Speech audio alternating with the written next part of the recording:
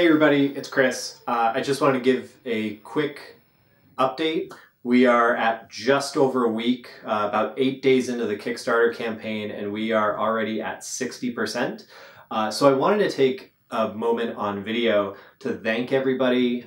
Thank you all very much for supporting us and supporting the project. We've been working really hard on it, and we're really excited that we've gotten this far. We hope you continue to support us and continue sharing the game so that we can make the final push towards 100% funded and really make this thing a reality. I also wanted to give a big shout out to Bloss Consulting, who's been doing our social media management. So if you have social media management needs, please go check them out. They're really great. One of the things that I wanted to update on over the past week, we've been on a few podcasts. We were on the Lollygaggers podcast. They really seem to like the campaign and think that the game could be good for creative writing purposes, so go check that out and see what they had to say. We were also on the Level Design Lobby podcast, which is usually a podcast about video game design, but we talked about how we structure the way that the decks work to be like traveling through an epic quest. So that was really neat. The last thing I wanted to address was we've been fielding a lot of questions about a Spanish edition of the game. I want to let everybody know that we are working on that. What goes into that basically is we are looking at potentially, we're not announcing anything right now, but it'll involve probably a second printing of the game because we'd have to get it translated and update graphics and things like that. And again, having a translator, look at the text, play test the game in Spanish, and things like that. So nothing to announce yet, but I want to let you know we are looking into it.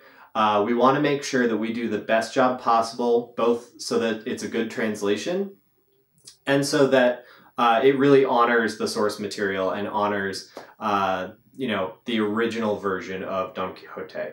So again, nothing to announce on that right now, but we are working on it and we will keep you updated as that progresses. Now I actually want to show you a cool thing that we've done with the design of the Journey deck. So take a look.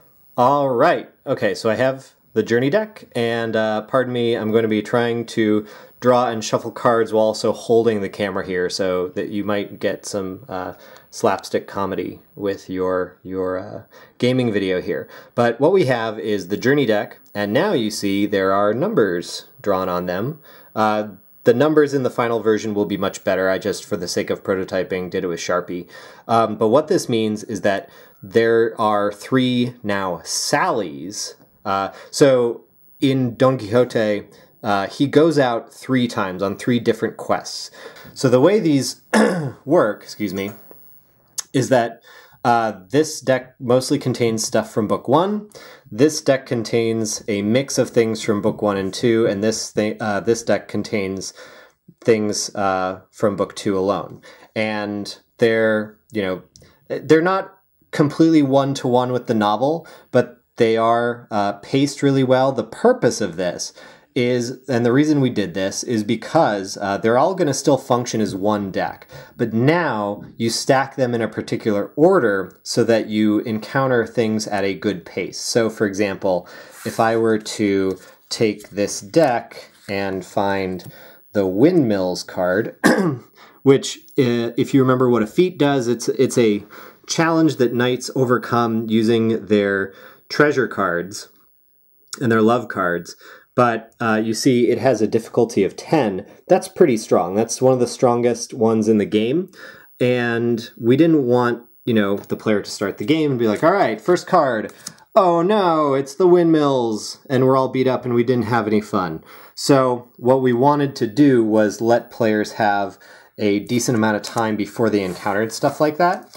So Sally 1 doesn't contain any really hardcore feat cards. It's mostly a Sally where you, the part of the game where you get geared up and you, get into really the storytelling aspects journey, the second part of the journey deck, the second Sally, has it's more evenly paced. You get storytelling, but you do have a bunch of feats, so it moves the game forward. And then 3 is a lot of feats and is really more of like an end game. So the way you set this up at the beginning of the game is you, to make a deck for La Mancha, is you have the 3 parts of the journey deck, and you draw 7 from each.